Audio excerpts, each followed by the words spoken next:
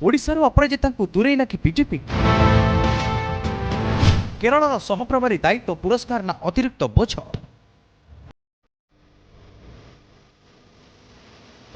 भुवनेश्वर सांसद अपराजिता षडंगी को नहीं एवं सबुठी आलोचना। प्रथम थर पर अपराजिता को ओडिशा बाहर कौन राज्यर सांगठनिक क्षेत्र में काम करने को दल दायित्व देछि, किंतु यह पछर कारण कौन ताकू नहीं चर्चा थमुनी।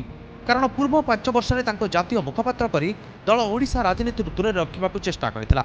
जदिओ अपराजिता पर राज्य सारा पुलिस संगठन सजाड़ा चेष्टा करथिले, किंतु यह नहीं दल भितर चापा गुंजरण हेबा परे तांकु एथिरु निवृत्त रहिबाकु परामर्श देइथिले केंद्रीय नेता। एबे तांकु केरल राज्यर दलीय सहप्रभारी भाव दायित्व देई दल की बार्ता देबाकु चाहिछि ताकु नै चलीछि आलोचना, जहाँ ओडिशा राजनीति को हलचल करिछि।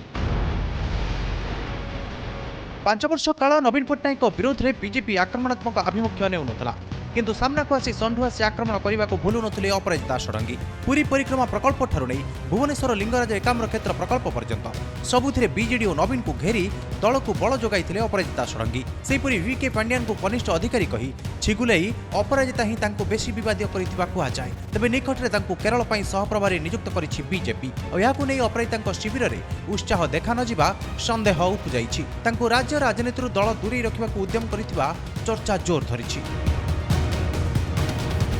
राज्य और केन्द्र में सरकार गढ़ी बीजेपी। ओडिशार जुएल ओराम धर्मेन्द्र प्रधान को पुणी केन्द्र कैबिनेट रे जगह देइछंती प्रधानमंत्री नरेंद्र मोदी, किंतु गला 5 वर्ष रे 2 थर मंत्रिमंडल रे नुआ लोकन को निया जाइथिला बेले बाद पड़िथिबा अपराजिता एथर भी केन्द्र मंत्रिमंडल रे स्थान मिलनी। एपरिक राज्य मंत्रिमंडल रे टीम अपराजिता कौनसी नेता मिलनी मंत्रिपद। तेणु तुछा को फुटाणी मारुवा अपराजिता तुंडरे लगाम देवाक राज्य राजनीति बाहर रखा चर्चा होछि।